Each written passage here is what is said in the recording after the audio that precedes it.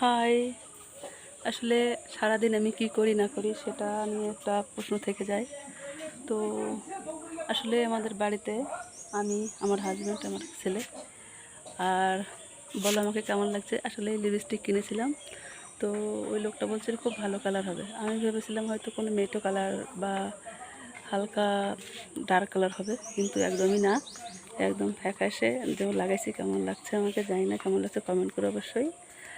আর আমি সারাদিন আমাদের গাছপালা আছে, ফুল গাছ, সেখানে জল দিই, ওদের খুব পরিচর্যা করি। ভালো করে দেখো, এই গাছগুলো আসলে আমি লাগাই না, একবার লাগিয়েছিলাম, তারপরে থেকে বীজ হয়, ওখানেই আবার চারা হয়ে যায়। তো দ্বিতীয়বার আমার লাগানো লাগে না এই বিষয়ে।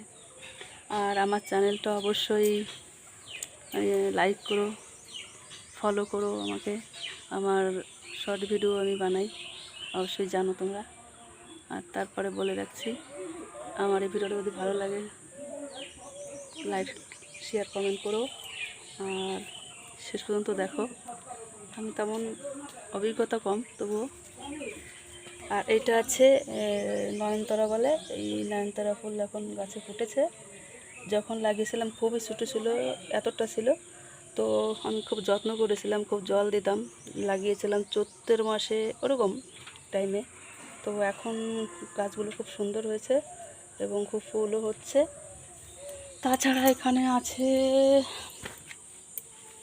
প্রচুর গাছ আছে, দেখাবো একদিন, অত গাছ দেখানো সম্ভব না। অন্তত 8-9 প্রকারের গাছ আছে। তো এই গাছটাকে খুব ভালো করে দেখো। আর আমি আগে থেকেই বলছি, আমি খুব গাছ প্রেমী বলা যায়। আমি খুব গাছ ভালোবাসি, আসলে খুবই ভালোবাসি। তোমরা কেমন গাছ ভালোবাসো জানিও, কে ভালোবাসো না বা বাসো অবশ্যই জানিও।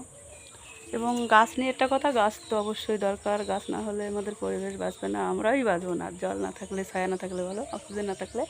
যাই হোক, তো এ গাছে সাদা ফুলের মতো হয়, পাপড়িগুলো একটুখানি হালকা টাইপের হয়।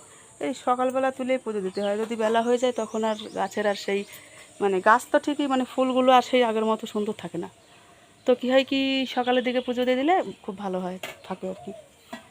তো আজকে 2-3টে গাছের সঙ্গে তোমাদের পরিচয় করালাম এবং আমি খুব পরিচর্যা করি এদের। আর ফিরে দেখা হচ্ছে পরের ব্লগে। Thank you.